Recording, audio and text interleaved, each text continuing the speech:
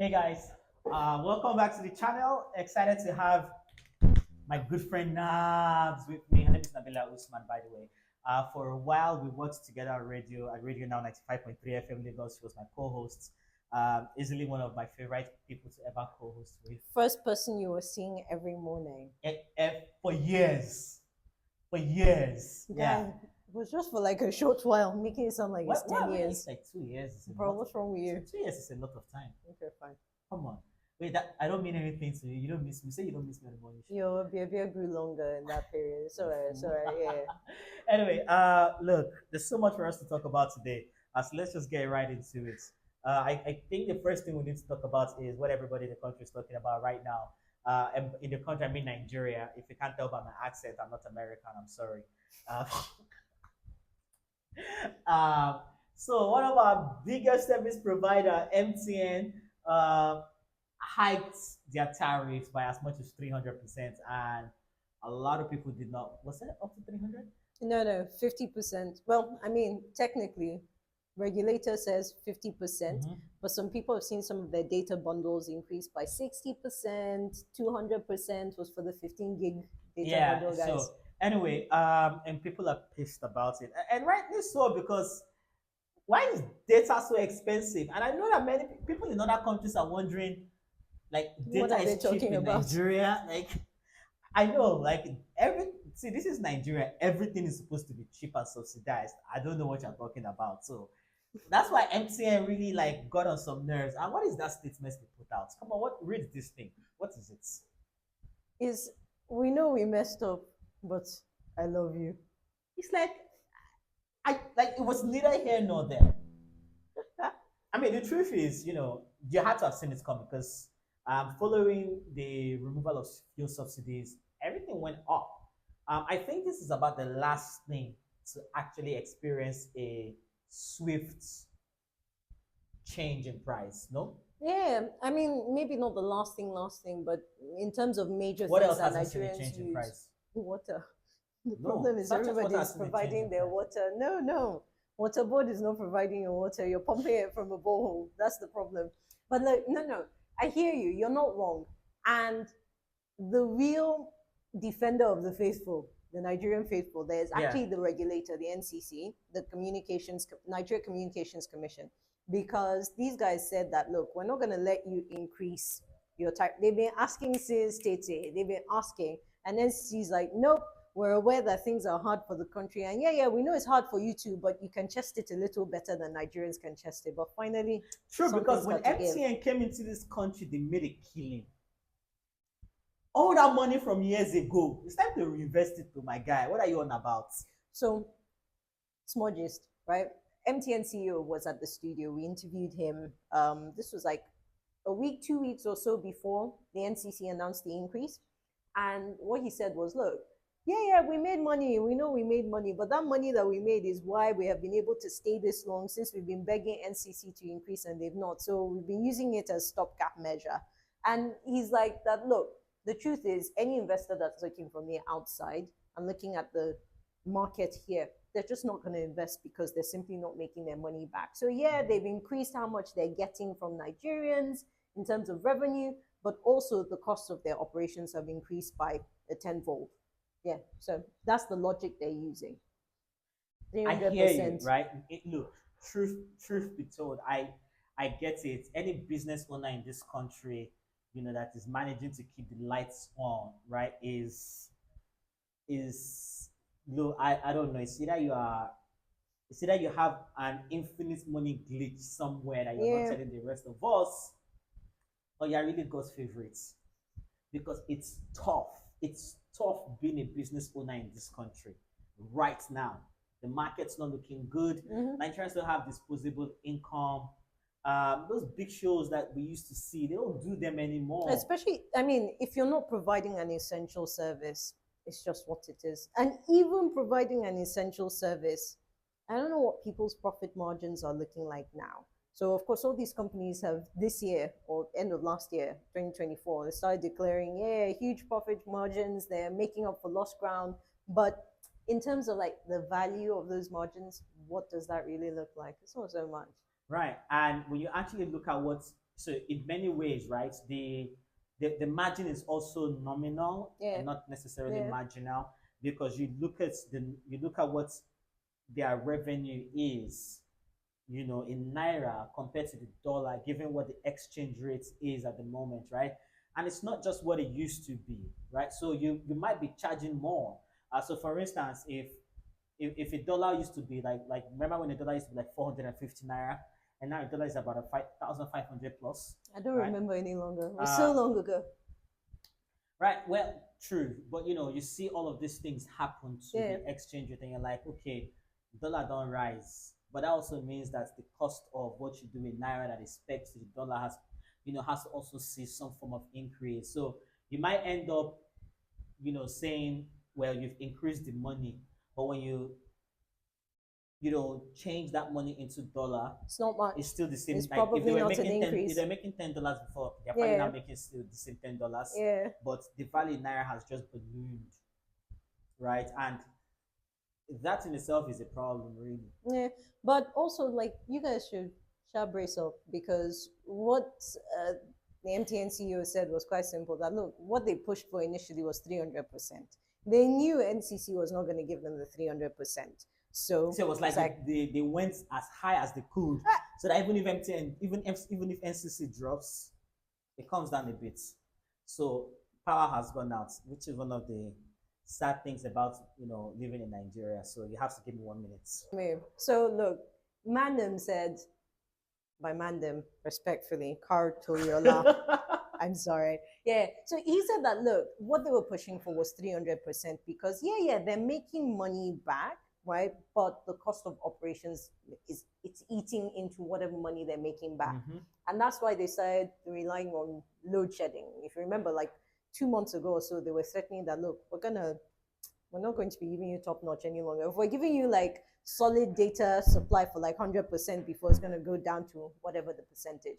So he says that look, what he's expecting is, maybe what he's hopeful of is that the regulator will give them 70 to 80% increase. Of course, we all know that didn't happen. They gave them 50%.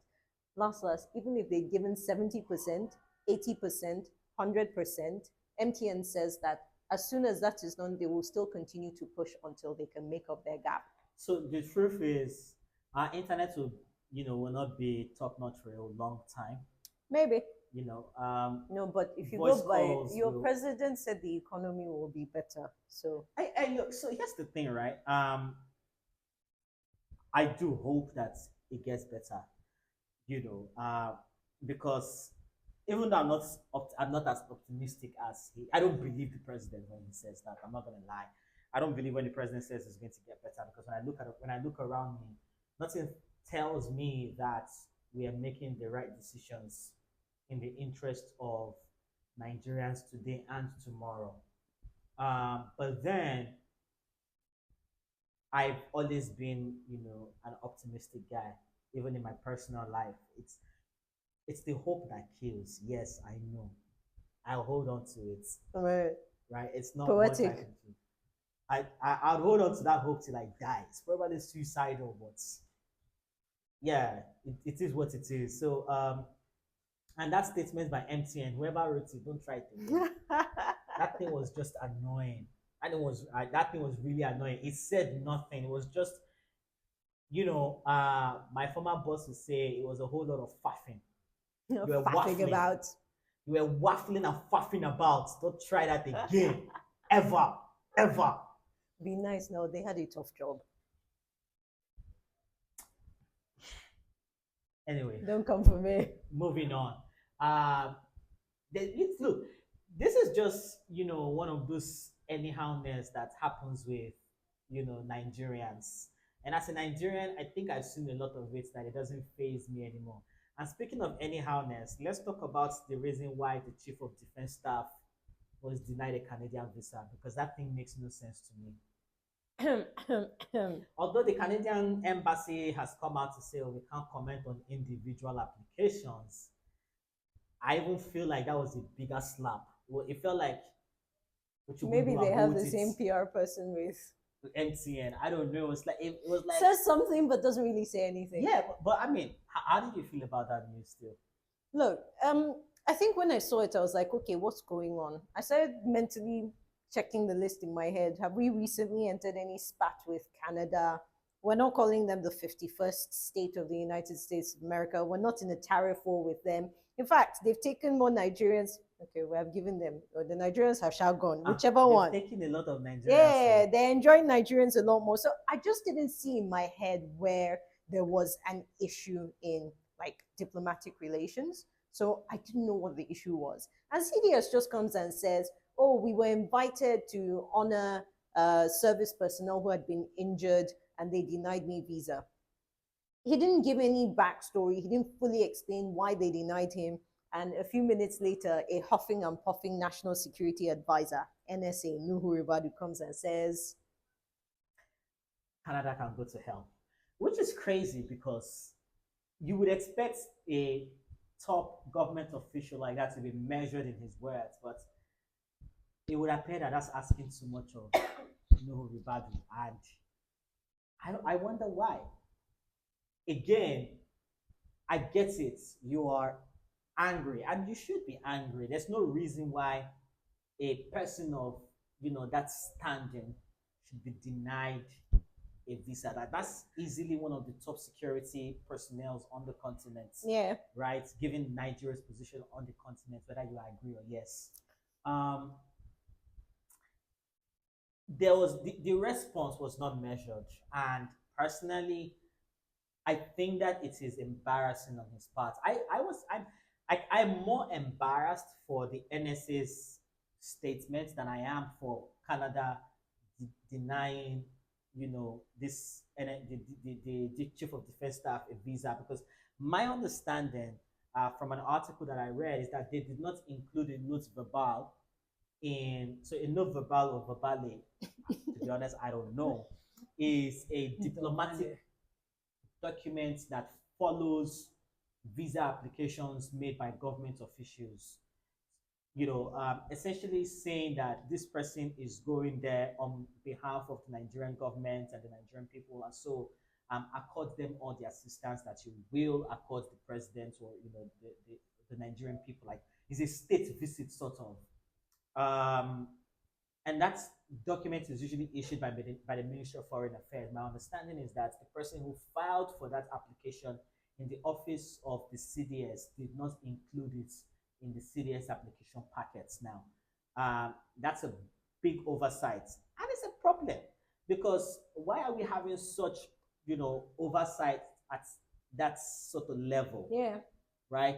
Again, points to what we said earlier. There's a certain lack of excellence that happens in the Nigerian space that many Nigerians are also familiar with, that it just doesn't phase us anymore. Look, I think that on some level, right? On some level, and I don't know, my caveat is I don't know if this happened, right? I honestly think even the CDS and his team, there are better ways that this conversation could have been had between them and Canada, right? So if you eventually find out that there was a misstep from your own team's end, no need to go out and tell Nigerians that you were denied a visa without telling Nigerians why you were denied a visa, especially if you know why you Yeah, were because denied now a it visa. makes these people look bad.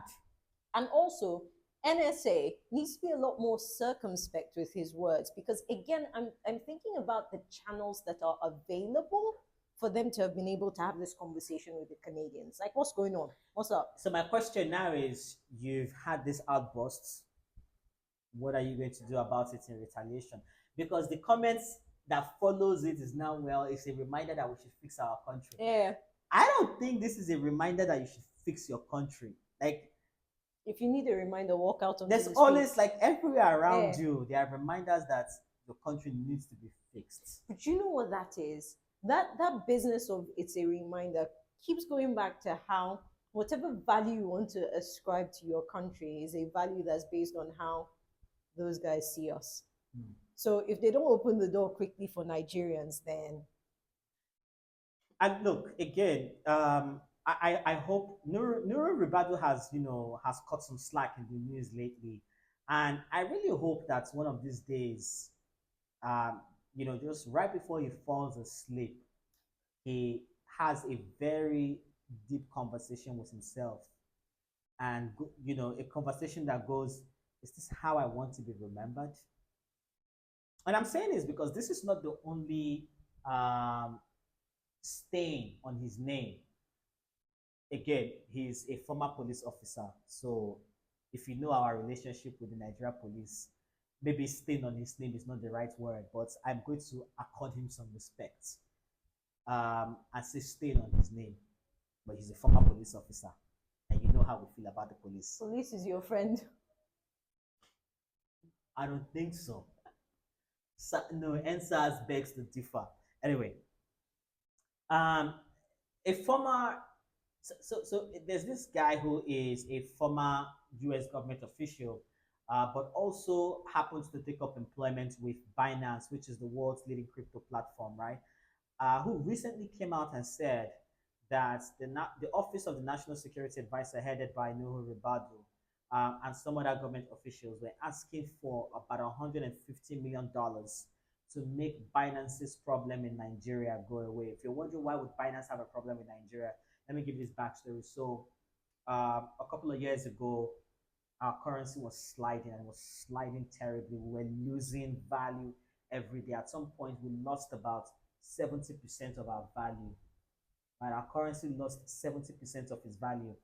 That's crazy. Imagine having $100 in your hand on Monday, right? And by Friday, what that $100 could buy is only an item worth $30, right? That's what your $100 could buy, an item worth it. That's how much value we lost in within that period. And the Nigerian government, again, in its usual fashion of blaming everybody else but itself, said Binance had a role to play. Now, before this time, there was a period where we were experiencing something similar, and the then CBN governor blamed a website called Aboki FX. All the website really did was offer daily exchange rates. It's like updates, right? This is like, how much the currency is trading for, black market, you see it in the banks, official, everywhere, right? Oh, you see like you go to like these big companies and you see Nasdaq index, S&P index here, you see all of that and how they're trading on the New York Stock Exchange or Johannesburg Stock Exchange or wherever stock exchange, London Stock Exchange, wherever you're in the world, you see those big screens. Yeah, so think of Aboki FX as a notice board for what was happening in the Nigeria exchange rates markets. And again, it's a big thing here because our currency is unstable, right? The inflation is happening at a very, alarming rate, and many people, were sort of holding on to their dollar as a way to protect their investments. Yeah. Some people turned to cryptocurrency because it was just more accessible. I didn't have to go from banks to bank looking for dollars that was not readily available. It was a whole lot. Um, the president, and I don't know if you remember this, but on his inauguration day, said subsidy is gone. And that had a ripple effect on the Nigerian economy. The next day, they said, "Oh, we are no longer going to protect the naira against the dollar. We'll let the markets decide." And the markets decided. Now, the government, having done all of these things, pointed fingers at Binance and said, "You are the ones helping Nigerians short sell the naira, and we're going to make you pay." And thus began, how long was he in custody for? About 3 months thereabouts. I don't remember now, but he was in custody for a while. Went through a rough patch.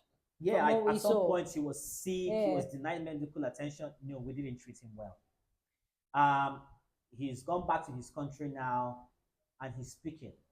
And earlier, on the day we were filming this video on the 14th of February, 2025, by the way, he put out a tweet saying that some Nigerian government officials, 3 members of the House of Representatives, right? 3 lawmakers. Yeah, 3 lawmakers were asking for $150 million. In fact, even the NSA, he named the NSA, that was saying, "Look, you have to give me money to make your problems go away." Essentially saying like this money is going to ambition. Yeah, was going to fund his political ambition. Apparently, he's got intentions of running for presidency someday. And that was detailed in this tweet, and it had me thinking, why? I mean, again, a part of me, isn't surprised. And don't get me wrong, the Nigerian government has not responded to this officially. They probably will not. Nuhu Ribadu will probably not say anything too. Will probably not lose his job, and there will probably be no investigation carried out into, the veracity of these claims. But as the Nigerian in me, who knows about police officers, I'm not surprised. Um, I don't know who to believe, but you know who I'm most likely going to believe, don't you? Anyway, uh, I do hope that Nuru Ribadu takes stock of how people are mentioning his name in the news these days. Because if he does have political ambitions, this is not like presidential ambitions. This is not good. Well, first off, I mean, I don't know if the presidential ambitions are still there, but this is a man who wanted to be president in the past, just, didn't make the cut. Um, and and by the way, when we're talking I past, think he we're was talking about Buhari's like VP 10 at years some point. ago. Was Buhari's running mate for VP or something? So you're still I don't talking remember. what was political ambitions of at least a decade ago. Yeah, right? true that. But also, we're journalists, so we're very clear and we understand that in many ways, all of these are allegations, right? Proof still needs to be provided in many ways. And if this is something that ends up in court, the lawyers will have their own different way of approaching it, which is that you're innocent until proven guilty. It doesn't matter what the overwhelming evidence looks like, right? Technicalities will then come into play. I think that especially with this administration that keeps saying that, look, they want to build a stronger, better Nigeria. Let's contend with what, $1 trillion economy. Because $1 trillion economy also comes with some modicum of respect. It also comes with, you cannot do that without transparency, without accountability, without government that actually serves the people's interests. And if we play this the way we usually play things, which is that's what's happening out there. In here, we are the top dogs. We don't need to, kind of like you said, you don't need to respond to the people. You don't need to answer the allegations. Last tomorrow, Nigerian press will move on. Say that us. But if you treat it that way, then what's this dream of $1 trillion economy? What's this dream of a Nigeria that's regarded on the global stage? I don't think, but here's the thing, right? Do you honestly think that anybody would investigate Nuhu Ribadu? Let's not forget that as a former EFCC boss, Nuhu Ribadu opened up an investigation into the current sitting president and had the most unflattering things to say about him, right? About Bola Tinubu. You then turn around to work for this man whom you had, again, the most unflattering things to say about. Do you It looks to me like someone has, already sold out. Do you honestly think that the president is going to? Because I don't think that the president is going to sacrifice Nuhu Ribadu over, another regular American that has seen the walls of a Nigerian prison. Like they don't see you finish. What are you going to do about it? I mean, probably not. But I think, again, this is a place where this situation is where if accountability were what we were thinking about, some form of a statement will be made. Whether that statement is a denial or kind of like Canada did, the Canadian embassy did that statement. Or MTN, which is neither here nor We're there. discussing a lot of statements today. Yeah, we are. So yeah, apparently we don't write them so well. No, We're losing the art of writing official statements as a people, as a race. English is hard. That's the problem. Verbale. But Verbale. No, but like really, Yeah. if accountability were the issue, even if you just want to save face, right? The nitty gritty, you're not really dealing with that. Then there's a sense of just have a sense of responsibility and step up to the plate and say that this is what's going on. But I don't know if I'll say fully that I don't think anyone will have the guts to investigate and what because in the it's not end, about guts. It's about will. It's the will, the willingness, right? the willingness to No, feel like but Nigerians let me deserve tell to you, know the no, truth. no, let me tell you why will is not the issue, right? In this accusation made by Gambarian, right? He does say, he claims that there were EFCC officials who actually wanted to do the job, innocent EFCC officials who were detained. Mhm. So There's will somewhere there, in the system. There are hey, people look, who there, want to but do good there were, things. but that's, you see, the thing, it also points to the fact that we are not all bad people, right? I don't doubt that there are good officials who want to do the right thing. I mean, did we not catch our top, drug trafficking official in a drug scandal? But he was also busted by other drug You mean the enforcement super officials. cop? Yes, the super cop. Like, is he in jail now, sorry? Like, there will always be those people, right? And kudos to Gambarian too for his statement. He said, "Look, I met some great Nigerians while I was there. It's a shame that they are being led by muppets or whatever." Look, in the end, right? Oh, That's where the trouble yo, is that Nigerians are like that you. shit broke me. Nah. Look, see, country hard. It is hard. It is Yeah, hard. that's it. And I hope that we get our acts right someday. I do hope that we do. Something like that. Yeah, something's got to give. Anyway, now thanks for coming. Will you come again next week, No, country hard. please? Hey, It yo, is. look, guys, if you enjoyed having her here, leave a note in the comment section asking her to come around next time, Oh okay? my gosh, I'm shy. And look, if you've enjoyed this conversation, thank you very much for stopping by. On this channel, we talk about everything Nigeria, Africa, and how we relate with the rest of the world.